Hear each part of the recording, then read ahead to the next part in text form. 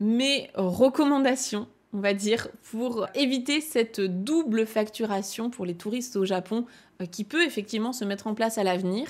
Donc c'est-à-dire qu'en tant que touriste au Japon, on pourrait payer plus cher que si on était un local japonais qui réside au Japon. Donc par exemple dans les restaurants, on pourrait nous faire payer plus cher, par exemple 2 fois plus cher qu'un japonais qui résiderait là-bas. Donc c'est effectivement un projet qui est à l'étude du côté de l'Office national du tourisme japonais. Pour le moment, moi, je n'ai rien vu de tel mis en place au Japon. Peut-être que ça bougera dans les semaines ou mois à venir. Je ne sais pas. Je n'ai pas de boule de cristal. Mon conseil, ce serait déjà, évidemment, de pouvoir au maximum éviter les lieux qui sont blindés de touristes. Moi, la première, je suis bien sûr passée par le classique Tokyo, Kyoto, Osaka et même Miyajima. En général, c'est le circuit classique que font les étrangers qui sont en voyage pour la première fois au Japon. C'est un circuit que je recommande aux personnes qui veulent découvrir vraiment les points principaux du Japon. Je veux dire, le Japon, c'est aussi ça. Mais c'est pas parce que vous faites ce circuit touristique que vous êtes obligé d'aller dans exactement les mêmes endroits que tout le monde.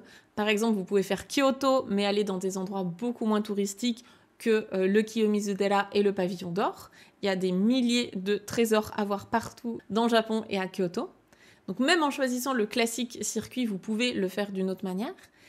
Et vous pouvez aussi choisir de sortir de ce circuit classique. Vous pouvez décider d'aller dans des régions moins touristiques et qui sont pourtant tout aussi belles, voire même encore plus belles, parce qu'il y a des trésors qui ne demandent qu'à être découverts.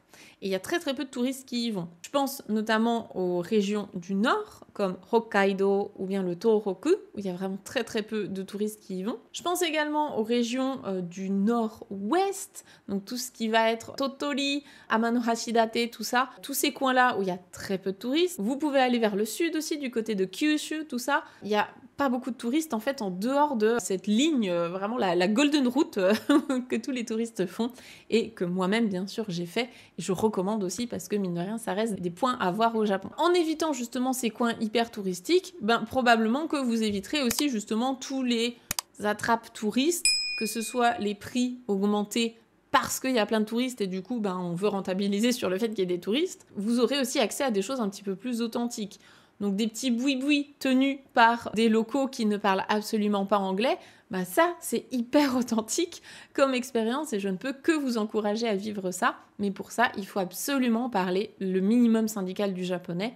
Donc vraiment arriver en étant autonome pour un voyage au Japon, c'est-à-dire être capable de demander son chemin, de commander au restaurant, de discuter un minimum avec des japonais, de parler de soi, etc. Donc tout ça, c'est ce qu'on propose dans la formation Objectif Japon. Le but, c'est de pouvoir arriver au Japon, de sortir des sentiers battus, d'aller vous perdre dans la campagne japonaise et de profiter pleinement de votre voyage. Donc tout ça, ce serait effectivement des petites astuces qu'on vous recommande dans l'équipe, avec une mention spéciale pour la région de Gifu. Puisque dans l'équipe, on est plus ou moins toutes très attachées à la région de Gifu. En tout cas, on a toutes des attaches avec cette région et on vous la recommande très chaleureusement.